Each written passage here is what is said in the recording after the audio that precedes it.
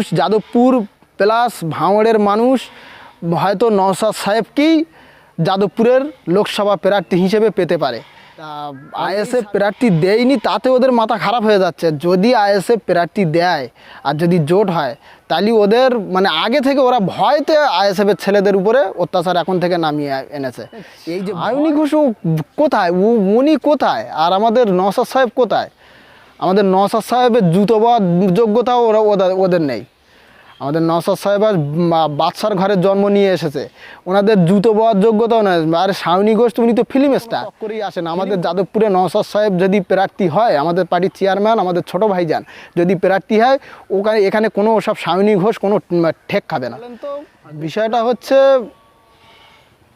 পঞ্চায়েত ভোটে যেভাবে শাসক দল সন্ত্রাস করেছিল ভাঙড়ে, শওকত মোল্লার নেতৃত্বে যেভাবে সন্ত্রাসগিরি ভাঙড়ে মানুষের উপরে নেমে এনেছিল শওকত মোল্লা, এখন সামনে লোকসভা ভোটে আইএসএফ প্রার্থী এখনও দেয়নি যাদবপুরি। এখানে সিপিএমের প্রার্থী এসছে, এখন জোটের বিষয়টা নিয়ে আলোচনা চলছে।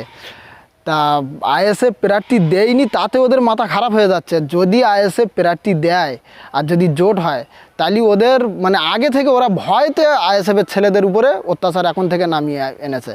এই যে ভয়ের কারণে আইএসএফের ছেলেদের উপরে অত্যাচার আনছে, কিন্তু এই যে অত্যাচার করে আমাদেরকে দমিয়ে রাখা যায়নি, আর আগামী দিনও রাখা যাবে না দমিয়ে। আমরা দেখছিলাম যাদবপুরে এখন আইএসএফের কোনো প্রার্থী ঘোষণা হয়নি, কিন্তু মূলত কি বিষয়, প্রার্থী কে হতে পারে এরকম কোনো? মূলত বিষয়টা হচ্ছে যাদবপুরের মানুষ, বিশেষ করে ভাঙড়ের মানুষ হয়তো কোনো একটা সারপ্রাইজের অপেক্ষায় আছে, হয়তো পেতে পারে। কারণ এখান থেকে আমাদের আইএসএফ দলের চেয়ারম্যান নওশাদ সিদ্দিকী সাহেবকে ভাঙড় থেকে আমরা জিতিয়ে বিধানসভায় পাঠিয়েছি। এখন হয়তো মানুষ যাদবপুর প্লাস ভাঙড়ের মানুষ হয়তো নওশাদ সাহেবকেই যাদবপুরের লোকসভা প্রার্থী হিসেবে পেতে পারে। এখন এই সারপ্রাইজটা মানুষের অপেক্ষায় আছে, এরকম একটা ইঙ্গিত হয়তো থাকতে পারে মানুষের কাছে, সারপ্রাইজ হয়তো আসতে পারে। আগামী দিন লোকসভা প্রার্থীও নওশাদ সাহেব যাদবপুরে হতে পারে। আপনি বলছেন যাদবপুরে নওশাদ সিদ্দিকী প্রার্থী হতে পারেন, কিন্তু আমরা দেখছি টিএমসির শাওনি ঘোষ তিনি দাঁড়িয়েছেন, তার পাল্টা কি নওশাদ সিদ্দিকী দাঁড়িয়ে লড়াই দিতে পারবেন? শাওনি ঘোষ কোথায়, উনি কোথায়, আর আমাদের নওশাদ সাহেব কোথায়? আমাদের নওশাদ সাহেবের জুতো পাওয়ার যোগ্যতাও ওদের নেই। আমাদের নওশাদ সাহেব আর বাদশার ঘরে জন্ম নিয়ে এসেছে, ওনাদের জুতো পাওয়ার যোগ্যতাও নেই। আর শাওনি ঘোষ উনি তো ফিল্ম স্টার, ফিল্ম করতে করতে আজকে এমপি ভোটে এসে দাঁড়িয়েছে। ওনারা মানুষের কি পরিষেবা দেবে? ওনারা মানুষের পরিষেবা দিতে পারে নাকি? ওনারা ফিল্ম জগতের মানুষ, ফিল্ম জগৎ থেকে রাজনীতিতে এসেই আমি এমপি ভোটে দাঁড়িয়ে গেছি। মানুষের ভাঙড়ের মানুষের যাদবপুরে মানুষের সুখ দুঃখের কথা কি ওখানে গিয়ে কি ওই স্টেজে এসে এখন তো ওই গান বলে বলে বেড়াচ্ছে, দে দে পাল তুলে দে। তা ওই অ্যাসেম্বলিতে গিয়েও ওই গান বলে বলে বেড়াবে? মানুষের সুখ দুঃখের কথা তো সেখানে গিয়ে বলতে হবে, কি বলতে হবে, কি চা পাওয়া সেসবগুলো ওরা কি জানে? ওরা তো এসে শুধু এই গান বলে নাচ গান করে গান বলে গেয়ে মানুষের সাথে চলে ফিরে চলে যাচ্ছে। শুধু ওই ঠিক আছে ঠিক আছে, মা ভালো আছো, বাপ ভালো আছো, সব ভালো থাকা তো তোমাদের তো ভালো রাখতেই হবে।